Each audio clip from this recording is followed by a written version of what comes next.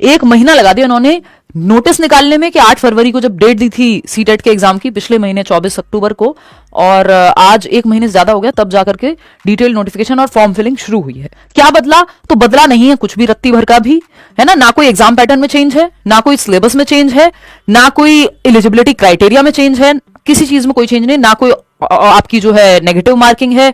OMR पे ही paper होना है, ऑफलाइन जैसे हो रहा है पिछले कई बार से। 2 साल को छोड़ दें तो उस समय ऑनलाइन हुआ था, अभी ऑफलाइन ही होना है पेपर ओएमआर शीट पे। तो कोई भी बड़ा परिवर्तन नहीं है या छोटा परिवर्तन भी नहीं है, सिलेबस में एक शब्द भी इधर उधर नहीं है, सब एज इट इज ही है। रिजल्ट कब तक आ जाएगा? 1 महीने के अंदर रिजल्ट आ जाता है आपका पेपर होने के, तो एंड ऑफ मार्च तक आपका रिजल्ट आ जाएगा, 1-1.5 महीने में आ जाता है। तो सीटेट पेपर 1 अगर आप दे रहे हैं जनरल कैटेगरी से हैं तो 1000 रुपए, अगर आप दोनों पेपर के लिए अप्लाई कर रहे हैं तो 1200 रुपए। अगर आप कैटेगरी से हैं तो हाफ हो जाएगी फीस, 500 रुपए। अगर आप SC/ST या डिफरेंटली एबल्ड हैं, और EWS की इसमें कोई कोटा लगता नहीं है कि इकोनॉमिकली वीकर सेक्शन का या विमेन का, वो सबके लिए सेम ही है अनटिल अनलेस आप कैटेगरी से नहीं है, SC/ST या आप ओबीसी का भी इसमें नहीं लगता, ओबीसी को भी नॉर्मल ही फीस भरनी है। पेपर 2 में 4 सब्जेक्ट, 30 नंबर की CDP, 30 नंबर का इंग्लिश हिंदी यानी लैंग्वेज, 30-30 नंबर की जो भी आप ले रहे हैं, हिंदी संस्कृत ले रहे हैं, हिंदी इंग्लिश ले रहे हैं, कोई भी 2 भाषाएं, जो 22 भाषाएं हैं उनमें से कोई भी 2 भाषाएं, और या जितने भी ऑप्शंस आपको दिए हुए हैं कोई भी 2 भाषाएं जो कि अलग होंगी। ऑफ कोर्स ऐसा नहीं हो सकता कि आप हिंदी लैंग्वेज 1 भी ले लें और लैंग्वेज 2 भी ले लें।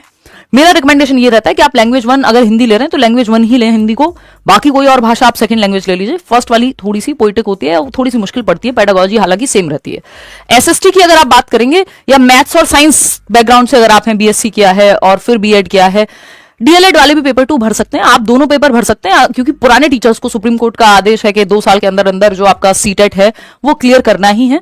तो ये वाला सीटेट और जरूरी हो जाता है, क्योंकि नेक्स्ट सीटेट पता नहीं जुलाई में लेंगे या नहीं लेंगे, और लेंगे तो सेम पैटर्न के साथ लेंगे या फिर चेंज करके लेंगे। हो सकता है अगले 1 साल में 4 लेवल पे चला जाए सीटेट, तो कल को क्या परिवर्तन हो आपके हाथ में नहीं है। ये है आपका चाइल्ड डेवलपमेंट इन पेडागोजी का सिलेबस, 30 नंबर का आता है, चाहे पेपर 1 हो पेपर 2 हो, सिलेबस एकदम सेम है दोनों के लिए ही, है ना। जो कॉमन सब्जेक्ट्स है उनका सिलेबस सेम ही रहता है। ये एज इट इज है कि चाइल्ड डेवलपमेंट 15 नंबर का आता है, इंक्लूसिव एजुकेशन 5 नंबर की आती है, फिर आपका 10 नंबर की लर्निंग एंड पेडागोजी आ जाती है। 20 एक टॉपिक है मुश्किल से, और ये एज इट इज एक लाइन से क्वेश्चन आता है जो सिलेबस में दिया हुआ है। सीटेट का सिलेबस एक सेक्शन, ऐसा नहीं होता सीटेट में कि 4 टॉपिक से आ जाएगा बाकी से नहीं आएगा।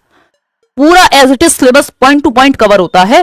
जेंडर का एक क्वेश्चन फिक्स है तो फिक्स है, लैंग्वेज एंड थॉट का एक क्वेश्चन फिक्स है तो फिक्स है, प्याजे वाइगॉत्स्की कोलबर्ग से 1-1, 2-2 क्वेश्चन आएंगे तो आएंगे। सिलेबस में एक पॉइंट भी नहीं छोड़ते ये लोग जहां से सवाल ना आता हो। अभी तो कुल मिला के बात यह है कि जो प्रीवियस मैराथन सेशंस हैं, फ्री नोट्स आपको डिस्क्रिप्शन बॉक्स में मिल जाएंगे, वो आप पढ़ लीजिए।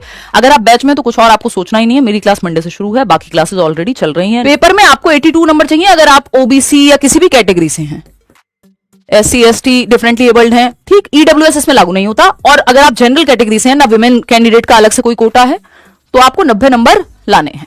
अब मस्त तैयारी करो, 60 दिन लग के मेहनत करनी है। मैं भी अपनी तरफ से बैच दूंगी, यूट्यूब हो, करियरविल ऐप हो, ऑफलाइन चल रहा है वो भी। हालांकि सीटेट का बैच हम ऑफलाइन नहीं लाते हैं, सीटेट उतना बड़ा एग्जाम नहीं है कि आपको ऑफलाइन पढ़ने की जरूरत पड़े।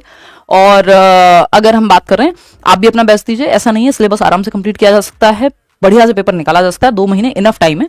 थोड़ा सा सिलेबस सेम है लेकिन क्वेश्चंस का पूछने का तरीका विद टाइम इनका चेंज हो गया है, तो उसको भी हम रोज डिस्कस करेंगे यूट्यूब पे।